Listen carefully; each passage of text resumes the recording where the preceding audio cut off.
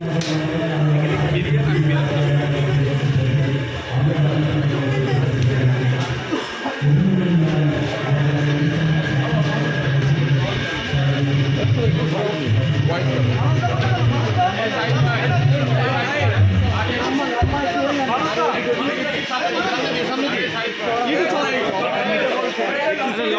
লম্বা লম্বা করো, ছড়া বড় ছড়া বড় করো, বড় করো।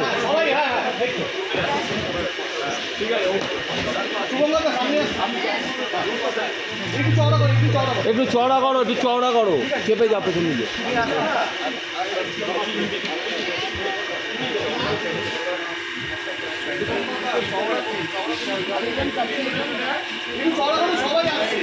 একটু পেছন না, আমরা পেছাই না। देखिए, मैं तो पहली बार दुर्गा पूजा के इस मौके पर यहाँ पर जाती तौर आया हूँ। यूँ तो मैं 30-40 साल से दुर्गा पूजा के बारे में दिल्ली में या और शहरों में जब होते हैं तो वहाँ मनाया जाता है। हमारे कई सारे बंगाल के हमारे सीनियर्स भी रहे हैं, हमारे कुलीग्स भी रहे हैं, वो मनाते थे। मगर आज पहली बार पिछले कई दिनों से मैं यहाँ आ रहा हूँ। जो जबरदस्त माहौल यहाँ पर इस दुर्गा पूजा को लेकर आम लोगों का, जनरल मासेस का जो अट्रैक्शन है, सारा काम छोड़ छाड़ के इस त्योहार को वो रिस्पेक्ट करते हैं और दिल से सारे समाज के सारे लोग, कोई एक कम्युनिटी नहीं, मैंने देखा क्रॉस सेक्शन यहाँ पर इस दुर्गा पूजा को मतलब महत्व देता है। तो आज यहाँ पर जैसे हावड़ा में हम आज आए हैं तो मुझे बताया गया कि ये पिछले 92 ईयर्स से इस जगह पर ये दुर्गा पूजा के ये होता है, ये जातीय सेवा दल के नाम से। और इसमें हमारे जो मरहूम प्रियदास मुंशी जी कई सालों तक इसको यहाँ पर शुरुआत करते थे, समाज में अपने आप को जोड़ते थे, समाज के सुख दुख में शामिल होते थे।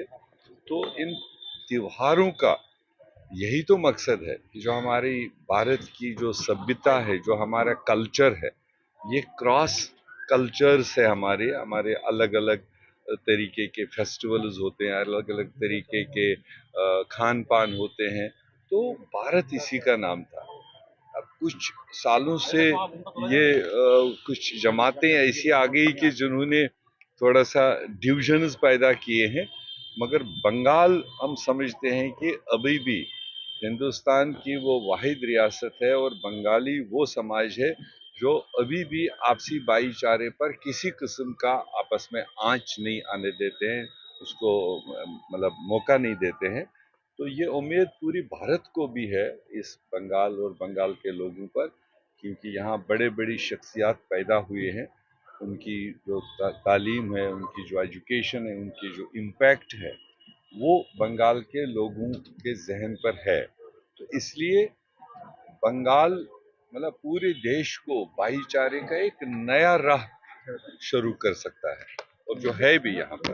तो इसलिए आज के इस मौके पर हम कई जगह रात तक जाना है, मगर शुरुआत हमने यहाँ से की, क्योंकि इसकी परंपरा हमारे पूर्वज प्रियरंजन दास मुंशी जी के हाथों से भी होता रहा है। और यहाँ मुझे खुशी हुई कि पुराने बुजुर्ग लोग, जो बहुत ही सीनियर लोग हैं यहाँ पर, सब यहाँ मौजूद हैं। तो ऐसे मौके पर मैं जाती तौर पर और अपनी पार्टी की तरफ से पूरे बंगाल वासियों को इस त्योहार के लिए बहुत बहुत बधाई। ये जो दुर्गा पूजा फेस्टिवल है 2026 इंडिया का, इस फेस्टिवल को और प्रगति रूप दिया गया है, इसलिए दावी करते हैं। सुना तो मैंने है कि तृणमूल के टाइम पर इन फेस्टिवलों को थोड़ा सा बूस्ट करने के लिए सरकारी सहायता तकरीबन हर पूजा पंडाल को मिलती है।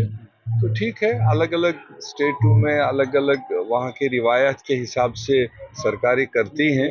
अगर यहाँ बंगाल में उन्होंने दुर्गा पूजा को ही नंबर 1 का महत्व देकर इसमें असिस्ट किया है, मैं समझता हूँ कि ये कोई गलत बात नहीं है।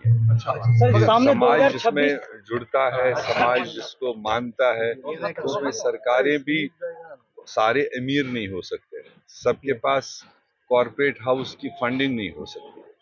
बट बहुत लोग चाहते होंगे हम ये मनाएं, मगर उनके पास मिनिमम रिसोर्सेज नहीं होंगे। ऐसे में अगर एक यूनिफॉर्म तरीका यहाँ की गवर्नमेंट ने दिया है कि तकरीबन 1 से 1.5 लाख रुपए हर पंडाल को दे करके, ताकि उसमें अमीर भी और गरीब भी इस पूजा को ठीक से परफॉर्म करे, I think this is good step. Sir 26 में चुनाव है, आपको क्या लगता है बंगाल में क्या फिर से कांग्रेस का राज हो सकता है? क्योंकि सिद्धार्थ शंकर राय एक टाइम में बंगाल में बहुत सारा देखिए, योगदान किया था, उसके बाद से ख्वाहिश भी हमारी है और कोशिश भी हमारी है कि अब बंगाल के जनता ने बहुत लंबे टाइम तक यहाँ लेफ्ट का रूल देखा, 34 इयर्स। उसके बाद चेंज आई तो तृणमूल वजूद में आया, और तृणमूल को भी अब 15 साल पूरे होने जा रहे हैं। अगर तो बंगाल के लोगों को बुनियादी सतह पर फायदा हुआ हो तो उसके जज वही बनेंगे, आम इंसान। अगर तो एक पॉलिटिकल स्टंट के तहत में लोग डिवीजन करेंगे वोट, तो उससे किसी का पेट तो भरना नहीं।